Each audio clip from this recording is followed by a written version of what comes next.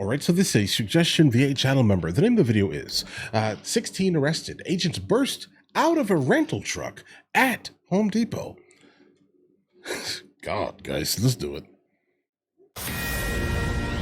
ICE agents turning box trucks into modern-day Trojan horses during a raid yesterday in downtown Los Angeles. That's genius. Agents burst out of the back of the trucks, sending immigrants scrambling across a Home Depot parking lot. Homeland Security says they staged the raid there because MS-13 has that neighborhood in a chokehold. Oh. But Mayor Karen Bass seems to think federal agents had more nefarious motives. Listen, Karen Bass is not someone to trust or listen to in any meaningful manner, bro. She's going to say whatever makes her look the best on the internet, let's say. But other than that, she's been terrible for LA County. But Mayor Karen Bass seems to think federal agents had more nefarious motives. Watch. So let's hear this nonsense. Were claiming that they were targeting gang members, MS-13 gang members. Yeah, and you can see that when somebody is sitting in a Home Depot day laborer center. You can tell that they're gang members. You know, where are the names? Where is the evidence? Where's the warrant? You know, to me, that's the essence of racial profiling. A warrant for what exactly? You know where there are people that have come into the country illegally. Like, you know where they are. That's where they are. That's where you go. What do you mean a warrant for what? They're not Americans. I see somebody that looks like they might be a gang member. So you're saying basically, Mayor, that they just saw Brown and targeted that? Absolutely, that's what I'm saying. Okay. Well, that neighborhood was the site of another raid last month. While agents were working disingenuous then, conversation here. Mayor Bass actually showed up, confronted the federal agents, and told them to go home. But Border Czar Tom Homan is sending this warning to sanctuary cities that he says are protecting illegal immigrants over U.S. citizens.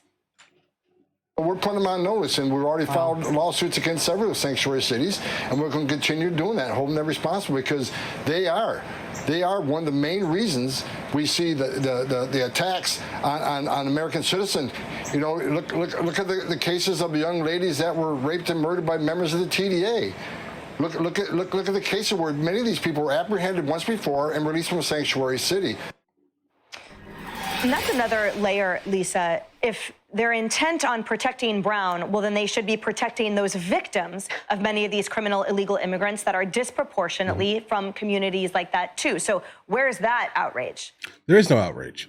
Like, understand what Karen Bass is trying to do is just paint the federal government as like the big bad guy in the context of here, not fully understanding that the majority of ICE, specifically the ones who are jumping out of these vans, at least here, they're brown people in the context of how they decide to call black, brown, and white. You get what I'm saying here? The majority of them are, you know, they're Spanish speakers from like Mexico and South America, Central America.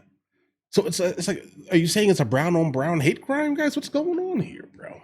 Make up your mind, Karen Bass. Well, exactly, Emily. It's their upside down world that these leftists live in.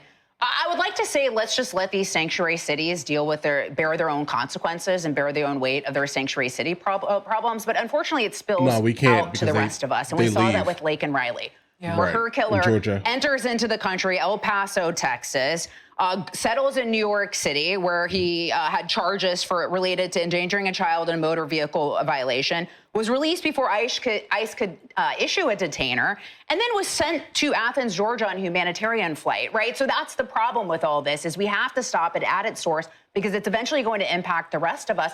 Also, especially after what we saw under Joe Biden, we should be doing everything we can to put up a red sign. You're not welcome in the United States. And sanctuary cities are basically a green light saying, come to America, come to the United States, and come here. And it needs to be stopped. Griff, you've spent so much time on ride-alongs and at the border and the like. Talk to us about the danger that the mayor poses when she totally impedes the course of duties of law enforcement while they are in the course of what is statistically a really dangerous execution of their official duties. That's the perfect question, Emily. So what the mayor here is protecting, Mayor Bass, is on that Home Depot raid that we are just watching, that Matt Finn, our correspondent, went on. Among the people they arrested was a Guatemalan national that had been convicted 3 times. Not once, not twice, 3 times of a DUI. Now, that poses a threat to the community. But for a sanctuary city, that individual would have been not released back out to the streets and would have been sent out. But Mayor Bass isn't alone. You see here in New York City, a sanctuary city. You see in New Jersey, you just had an individual, an illegal alien, criminal alien with a rap sheet cross the lane, hit a mother, an 11-year-old child. That individual had multiple cases that they were released back on the streets when in both situations, they should have just been removed from the country. They would have gotten lawful federal immigration orders to be removed. And that's why Border Czar Tom Homan, talking to Harris, is saying, just work with us to take the threat off the streets. How people are not on board with this as a bipartisan issue is beyond me. Guys, the problem is that, yeah, like, listen, we can definitely deport the individuals back to their country. But the problem is that pretty much based off of what we're seeing during these ICE raids is that the majority of them that we're seeing, this is not the first time they're having contact with ICE, guys, right? This is kind of like a Band-Aid. Like, what needs to start happening at least is tell people, listen, bro, if you come into the United States of America after you have left, we will put you in jail for 20 years. Give them 20 years, bro. All right. But obviously then we'll still have to pay for their existence. Jeez. We need to come up with something here, okay? Because if they go back to their country, they're just going to come back again. Because that's just what it is. This is just what we keep seeing time and time again, you know, during these ICE raids. Well, we've seen this so much with mayors of Democrat-run cities downplaying the role that criminal cartels play in control of their city operations. You had it in Denver when Tren de Aragua was controlling multiple apartment complexes, and you had the media and other Democrats being like, that's absurd, they're not doing it, before finally admitting that they were. Right. Cartel. But I mean, keep this in mind, the right did in fact make it bigger than it really was. If you would have thought that the whole city was completely locked down, but the problem is that how much is too much? I'd say one is still too much. I get it.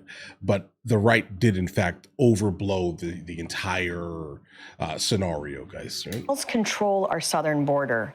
They control completely who gets in and who gets out. And part of the way they control that is by having these outposts in American cities. So this downplaying of the role that cartels play and the damage they cause, the human trafficking, the sex trafficking, the drugs that they're running, it makes it very hard to think that Karen Bass will in any way be anything other than a problem when she doesn't even acknowledge that reality.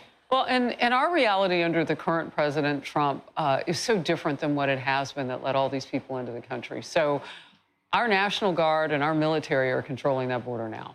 And when you go down there, you can see that. The cartels are being pushed back. There are reports of them bleeding money, if you will. They're in financial trouble. As a cartel, I don't exactly know how that happens, but too bad for them. What that means, though, is that we have millions of these people here, and we didn't vet any of them, so we've got to find them. And as Molly is pointing out, when they're living amongst us, they exploit our weaknesses. And part of Karen Bass's weakness and in some of these blue state-led areas and their leaderships is, well, gosh, we don't really know who's here either. They'll pop up when they pop up. We don't want to look bad, so you know, let's just try and push that under the rug. If that's not what's happening, I'd like for her and some of these other leaders to come out and defend their actions then. And by the way, are we ever going to be any more confused that Karen Bass doesn't care about her constituents than we were when the LA fires broke out? And on the heels of that, within hours, she had jetted off to another country. Like, I think we're clear. She doesn't have this in her. No, she doesn't. She's not focused on it. It's not in her front rear. All right. She kind of points out something intriguing, and I agree with it fully. Americans are weak. Hear me out before you just yell at me in the comments here. Guys, we have not gone through anything in a very long time. Right? Hard times make strong individuals. Let's just say that there. Soft times make weak individuals. Look at Gen Z, bro. Look at TikTok. Okay. Like, just look. Right? Weak, pitiful, crybaby people, bro. The weakest generation of people I've ever seen in my entire existence. Basically, existing since I was born basically in 1986, early 87. Right? And what I'm trying to point out here is that the people that are coming into this country are not weak. Right? They have absolutely suffered through hard times. They've experienced hard times to the point where they picked up and decided to basically break into someone else's country. That's what they did here, guys. All right. How many Americans are going to do that? Like, think about that for a second here. How many Americans are ready to just break into someone else's country? Like, I don't care. I'm gonna do it. I'm gonna do what I need to do to survive, type of thing. It's not us, guys. Not anymore. Right? We're weak. Right? As a society, let's say, as a people, we're weak compared to what we once were. So when she said that they're exploiting the weaknesses, oh yeah. Like, listen, all of the soft California people, those soft, weak, if you soft, weak people in California and New York and all of our major blue cities, right? You start to realize immediately that everyone is weak. Everyone is soft and weak. Yeah, they're being eaten alive by these people that are coming through, bro. They actually suffered through something. I was speaking to my wife kind of about like this type of scenario, right? And she's from the country of Spain. And she says, you guys haven't gone through anything in a long time. And the fact that you haven't gone through anything serious in a long time and weakened all the men in your country, yeah. What are you expecting? Of course, people are going to break into your country and, and attempt to take over all types of craziness here. Like, look at the gangs that have come from South America and compare them to the gangs we had in the United States of America already. Bro, way more organized. Let's just say that there. Way more organized. Of course they are. Hard times breeds, strong people. Right? And Americans are going to continue getting eaten alive by stronger people. That's kind of what this looks like here, right? But all right, listen, guys, let me know in the comments what you guys think. You can argue with me in the comments. It's fine, bro. I'm not mad if you have a different opinion than me. Just understand that here. Like, because some people don't understand that. Listen, guys, I want you to disagree with me.